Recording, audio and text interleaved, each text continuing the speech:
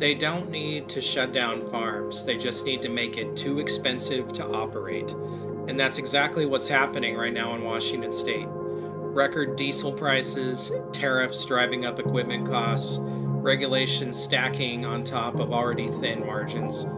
Farmers aren't protesting, they're not making noise, they're just quietly saying they're running on empty.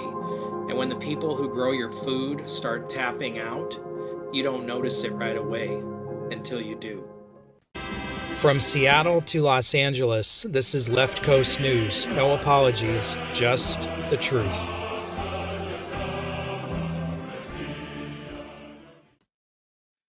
Welcome back to Left Coast News. So let's talk about what's actually happening. According to King 5 News, Washington farmers are facing a brutal combination right now. Record fuel prices, especially diesel, increased costs tied to tariffs on equipment and parts, rising operating expenses across every phase of farming, and here's the part most people miss. Fuel isn't just another expense. Fuel is the backbone of agriculture.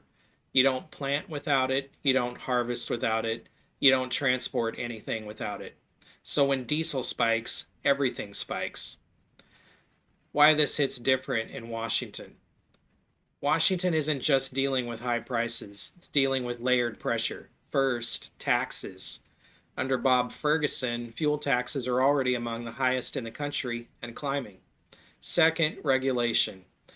Environmental restrictions, emission rules, compliance costs, all of it adds up before a farmer even turns a key.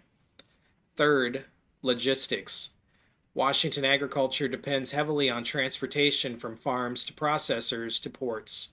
More distance, more fuel, more cost. This isn't a margin hit, this is death by 1,000 cuts. This is a national trend. If this were just Washington, you could write it off as bad state policy, but it's not. Across the U.S., diesel prices remain elevated compared to pre-2020 levels. Tariffs continue driving up machinery and parts. Input costs like fertilizer and maintenance are still high. California farms are scaling back due to water restrictions. Midwest farmers are dealing with razor-thin margins. This is systematic. Economic reality. This is where it gets real. Farmers don't just absorb these costs, they make decisions. They plant less, delay harvest investments, cut production, or shut down entirely. That means less supply, and when supply drops, prices don't just go up, they spike. You're already seeing it in the grocery store. This is why. Supply chain impact for the next 3 to 6 months. Here's what to watch. Higher food prices heading into late spring and summer, strain during harvest season due to fuel costs, slower transportation timelines, increased reliance on imported food. And that last one matters more than people realize, because once you lose domestic production, you don't just flip a switch and get it back. Constitutional and national security angle. This isn't just economics, this is national stability.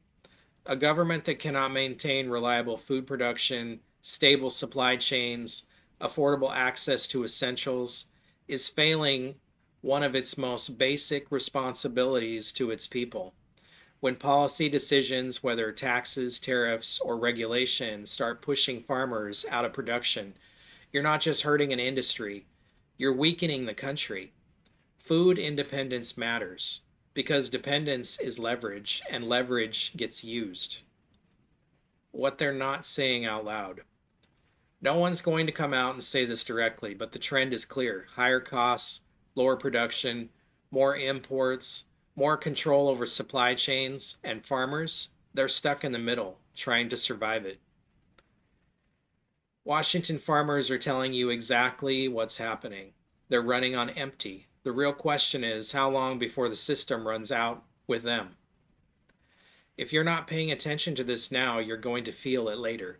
Food prices, supply chains, fuel costs, this isn't random, it's connected. And this is exactly what we cover here on Left Coast News.